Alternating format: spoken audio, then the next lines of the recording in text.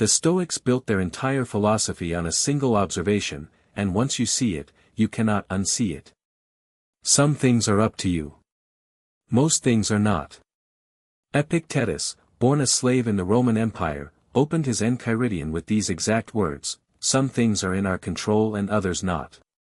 Things in our control are opinion, pursuit, desire, aversion, in a word, whatever are our own actions. Things not in our control are body, property, reputation, command, and, in one word, whatever are not our own actions. Read that list again. Your body. Your reputation. Your property. Your position. The ancient world's most cherished assets, Epictetus places them all outside your control. Why? Because anything that depends on another person, on chance, on time, on weather, on the economy, on your manager, is not yours. You can influence it. You cannot command it. Burnout, the Stoics would tell you, is what happens when you spend your energy commanding what you can only influence. You exhaust yourself trying to force outcomes that were never within your power. The promotion. The approval. The perfect launch.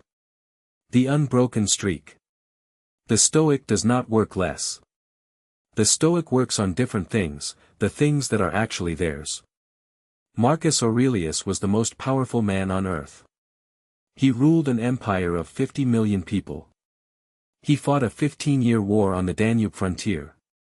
He buried 8 of his 13 children. A plague killed 5 million of his subjects, including, eventually, him. And every night, in a freezing military tent, by oil lamp, he wrote private notes to himself in Greek.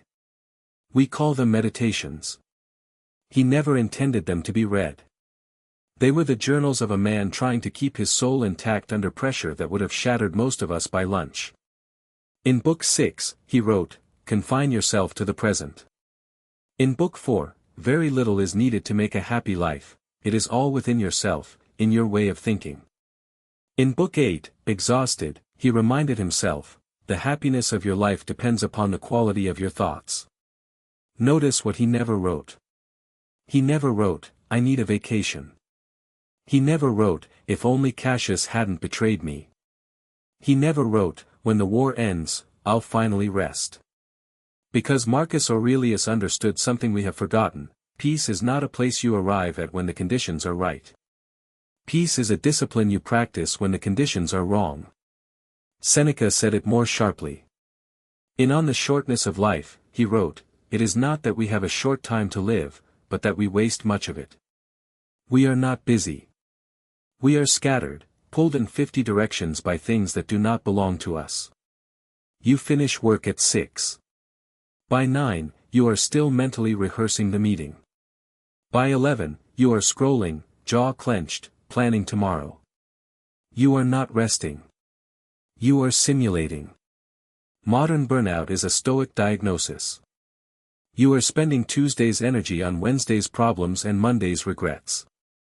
You are carrying your boss's mood, your colleague's competence, your client's decision, the algorithm's whim, none of which are yours. Here is what to do. 3 practices, drawn directly from the Stoics, that you can begin tonight. First, the morning premeditation. Before you touch your phone, sit for 2 minutes.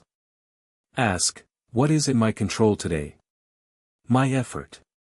My attention. My response. What is not? Other people's reactions. The outcome of meetings.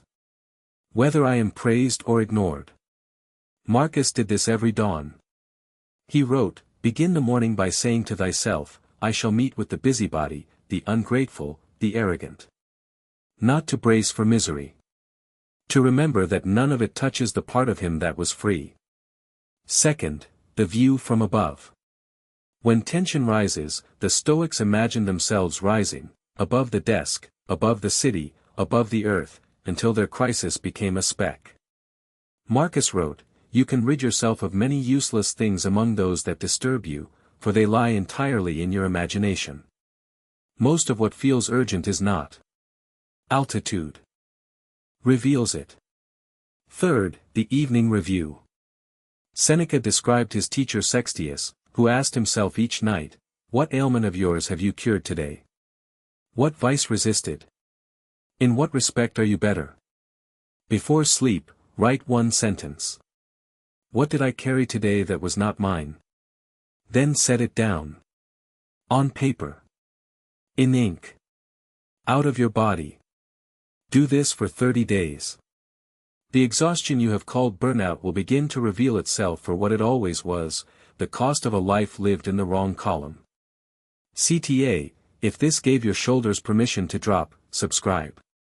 We publish Stoic wisdom each week for the tired, the searching, and the ones ready to live with less noise and more depth. Outro, Marcus Aurelius died in a military camp at 58, still at war, still emperor, still writing in his journal. His final years were not peaceful. But he was. Because he had learned, line by line, that nothing outside him had to be calm for him to be calm.